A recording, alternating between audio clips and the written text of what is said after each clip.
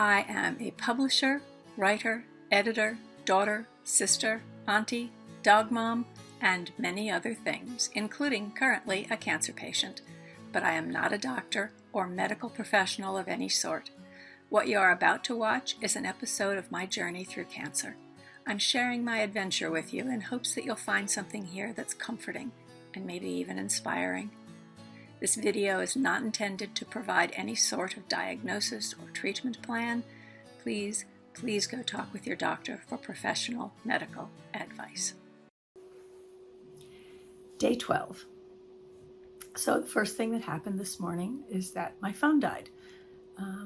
At about 7:07 that happened. And my friend Mary was due to pick me up at 8:15 to take me to the hospital for my CT scan. And I had planned on taking a lot of footage in the car on the way there, and maybe even some at the hospital if I could get permission. Mary's a lot of fun. You'll like her. And maybe you're getting tired of seeing me as a talking head against one subpar background or another. But the phone died, so you're stuck with me.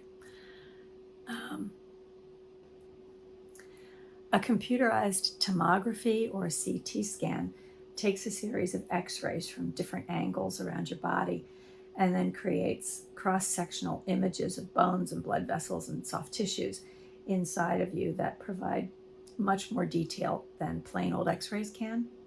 Getting a CT scan does many things for doctors and their patients. It helps in diagnosis of the disease. It pinpoints the location of things that are in your body that shouldn't be, like tumors.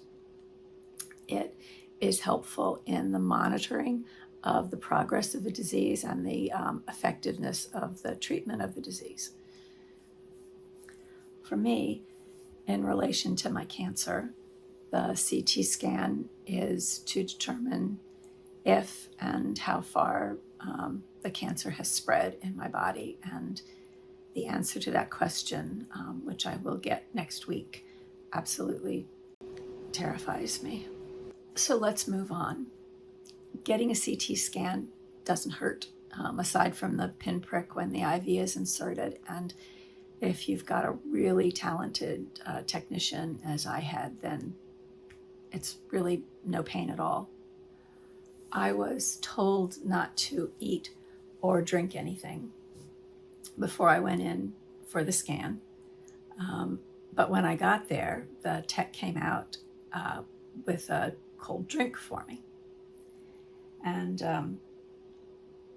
I had to drink it quickly because I couldn't have the scan until an hour and a half after I'd finished the drink. And I was really thirsty, but I was really apprehensive about what was in that cup, which was a dye or what they call a contrast material, so that the CT would take a better picture of my insides.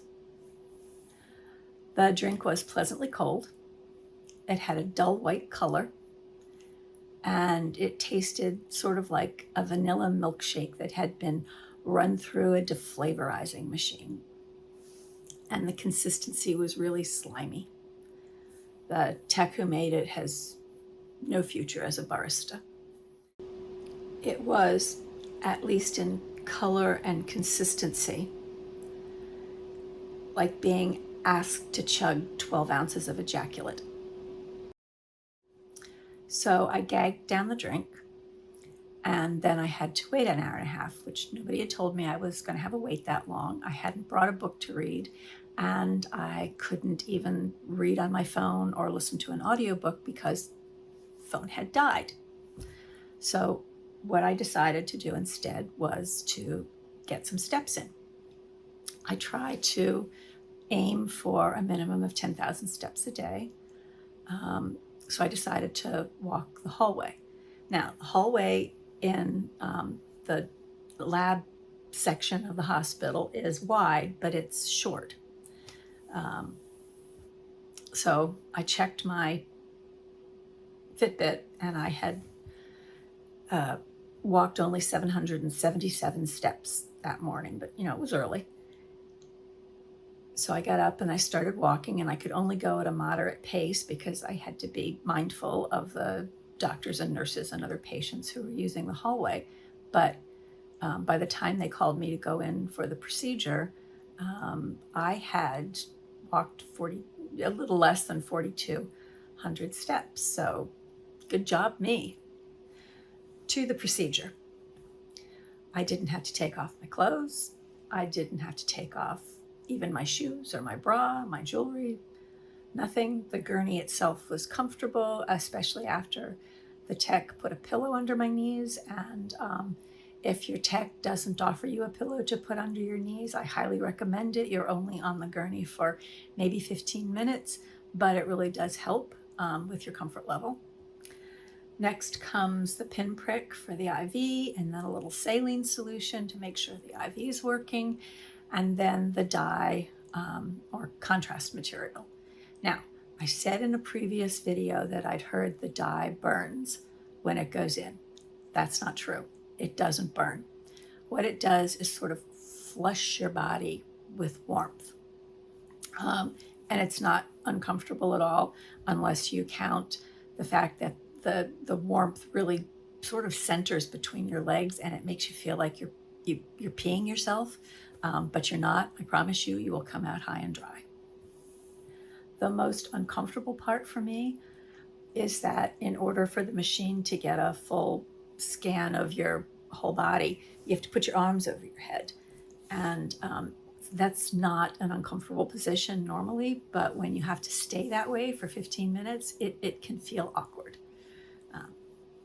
The freakiest part for me was when the gurney moved and I was inserted into the donut of the machine itself. I'm usually not claustrophobic, but I can be in certain situations, and this was one of them. So I thought about doing breathing exercises, but you really can't do breathing exercises to calm yourself down, because the tech is going to tell you a couple times to take a deep breath and hold it while the machine scans. So what worked for me was just closing my eyes and pretending I was in a bed, not the gurney.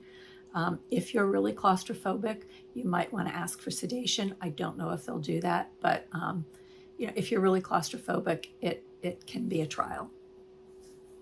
And then it was over.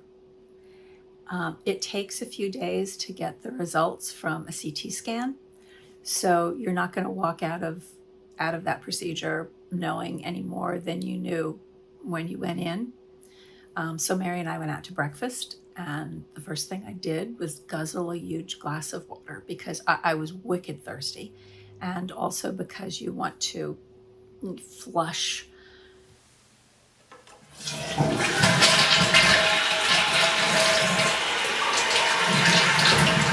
the dye out of your system.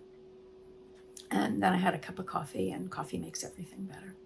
The rest of the day was spent in pursuit of a new phone, which I got, and which is an upgrade necessarily. So it should be able to give you better videos than what I've been able to give you before. So I hope so. Lots of hope these days. If you liked this video or found it helpful, give it a like, subscribe, and don't forget to ring the bell.